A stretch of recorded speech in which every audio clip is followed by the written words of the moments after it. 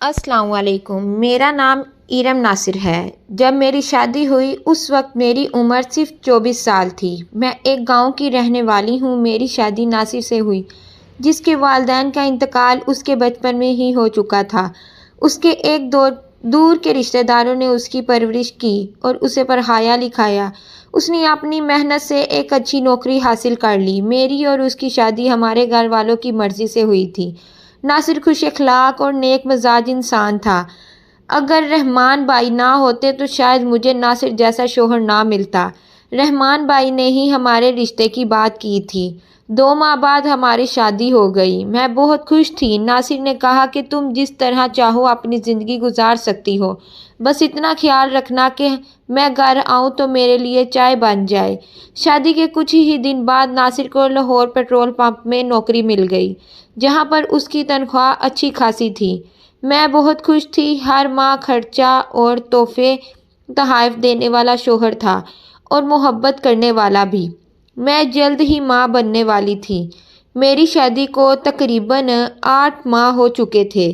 उस दौरान नासिर के मिजाज में कुछ तब्दीलियां आने लगीं। अक्सर फ़ोन पर मसरूफ़ रहना, बातें करते हुए चिड़चिड़ा हो जाना। मैंने कई बार उससे पूछा कि क्या बात है, तो कहता कुछ नहीं, बस ऑफिस का दबाव है। एक दिन जब मैं कमरे की सफाई कर रही थी तो नासिर के बैग से एक छोटा सा लिफाफा गिरा। जब खोला तो उसमें कुछ तस्वीरें और एक औरत का खत था।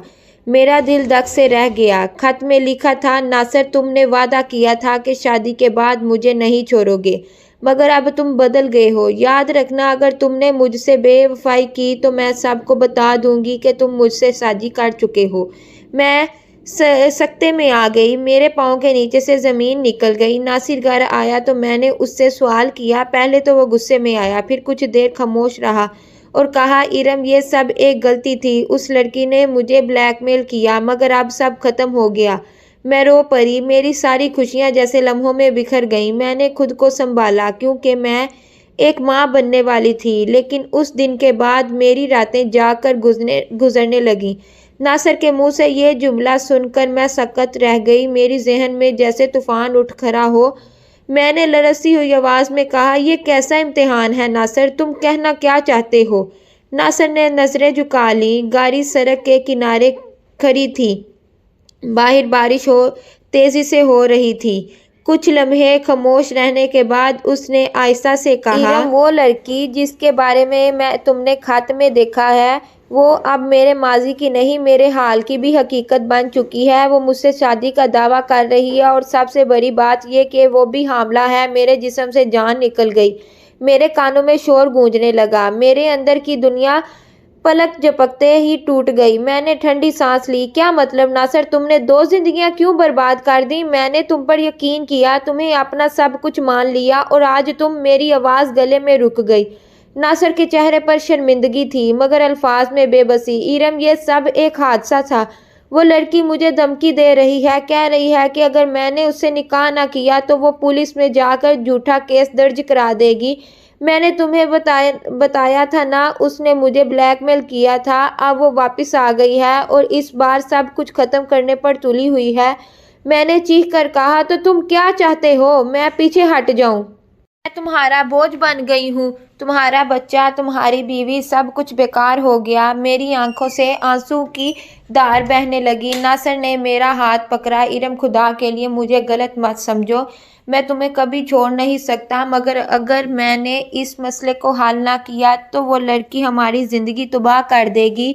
मुझे थोड़ा वक्त दो, मैं सब ठीक कर दूंगा। मैंने उसके चेहरे की तरफ देखा। एक लम्हे को वो सच्चा लगा, मगर दिल के अंदर कहीं ना कहीं एक दर्दनाक खौफ बैठ गया। घर वापस आकर नासिर खामोश रहने लगा। रातों को देर तक जागता रहता, फ़ोन पर किसी से बातें करता। जब भी मैं करीब आती फ़ोन बंद कर देता। मेरी हालत दिन ब दिन बिगड़ने लगी। मैं एक माँ बनने वाली थी, मगर शोहर का रवैया मेरे अंदर की औरत को तोड़ रहा था। एक दिन नासिर के मोबाइल पर मैसेज आया। मैंने झांक कर देखा। लिखा था, तुम अगर आज रात ना आए तो सबके सामने सच बोल दूंगी। मेरा दिल कांप उठा। मैंने नासिर का बैग चेक किया। उसमें कुछ कपड़े, पासपोर्ट और पैसे रखे थे। میں سمجھی وہ مجھے چھوڑ کر جا رہا ہے۔ میں نے اسی رات اس کے سامنے سوال کیا، ناصر سچ بتاؤ تم جا رہے ہو؟ ناصر نے گہری سانس لی اور کہا، ہاں ارم، مگر ہمیشہ کے لیے نہیں۔ میں اس سے سب کچھ ختم کرنے جا رہا ہوں۔ اگر میں نہ لوٹا تو سمجھ لینا میں ہار گیا۔ میں بے اختیار رونے لگی۔ ناصر مجھے تنہا مت چھوڑنا، میں تمہارا انتظار کروں گی۔ ناصر نے میرے آنسو پوچھے ماتھے پر بوسہ دیا اور دروازہ بند کر کر چلا گیا۔ وہ رات میری زندگی کی سب سے طویل رات تھی۔ بارش رک گئی تھی مگر میرا دل ابھی بھی بھیگ رہا تھا۔ صبح ہوئی، سورج نکلا مگر ناصر کبھی واپس نہ آیا۔ ناصر کے جانے کے بعد میرے گھر میں جیسے ویرانی اتر آئی ہو۔ ہر دیوار، ہر در، ہر کونا اس کی یاد سے بھر گیا تھا۔ میں اس کے کپڑوں سے لپٹ کر روتی رہی۔ میرے اندر کی ماں اور بیوی دونوں ٹوٹ چکی تھیں۔ دن گزرتے گئے، ناصر کی کوئی خبر نہ ملی۔ میں نے اس کے دوستوں سے پوچھا، آفس میں پتہ کیا، سب کا ایک ہی جواب تھا، ناصر کئی دنوں سے آفس نہیں آ رہا، کسی کو نہیں بتایا وہ کہاں گیا ہے۔ میری امیدیں ٹوٹنے لگیں۔ پھر ایک دن ڈاکیا ایک لفافہ لایا۔ لفافے پر ناصر کی لکھائی تھی۔ میرے ہاتھ کانپنے لگے۔ میں نے لرزتے ہاتھوں سے لفافہ کھولا۔ اس میں صرف 2 لائنیں لکھی تھیں، ارم میں مجبور ہوں، اگر قسمت نے چاہا تو ہم پھر ملیں گے، میری خاطر اپنے بچے کو سنبھالنا۔ میرے پیروں تلے زمین نکل گئی۔ میں نے چیخ مار کر خط سینے سے لگا لیا۔ وہ دن میری زندگی کا بدترین دن تھا۔ وقت گزرتا گیا، میں نے اپنے بیٹے کو جنم دیا۔ میں نے اس کا نام فرحان رکھا کہ شاید اس نام کے ساتھ میری زندگی میں خوشی واپس آ جائے۔ میں نے خود کو سنبھالنے کی کوشش کی، سلائی، کڑھائی، ٹیوشن، سب کچھ کیا تاکہ بیٹے کو کسی چیز کی کمی نہ ہو، لیکن ہر رات جب فرحان سوتا میرے چپکے سے ناصر کی تصویروں سے باتیں کرتی۔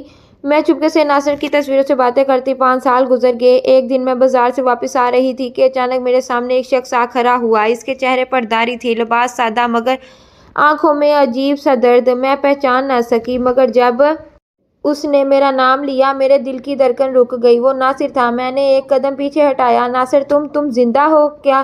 کہاں تھے تم اتنے سال؟ میری آنکھوں میں آنسو تھے، دل میں ہزار سوال۔ ناصر نے آنکھیں جھکا لیں۔ ارم میں تمہیں کیا بتاؤں، میں اس دن اس لڑکی کے دھوکے میں آ گیا تھا۔ اس نے مجھ پر جھوٹا کیس ڈال دیا، میں جیل چلا گیا، کسی کو خبر نہ تھی۔ 5 سال بعد جب سچائی سامنے آئی تو میں رہا ہوا، مگر تب تک تم میری زندگی سے بہت دور جا چکی تھی۔ میں خاموش رہی۔ میرے دل میں غصہ، درد اور پیار تینوں ایک ساتھ ابھر آئے۔ میں نے آہستہ سے کہا، ناصر تمہیں نہیں معلوم تمہاری غیر موجودگی میں نے کتنی زندگیاں جی ہیں۔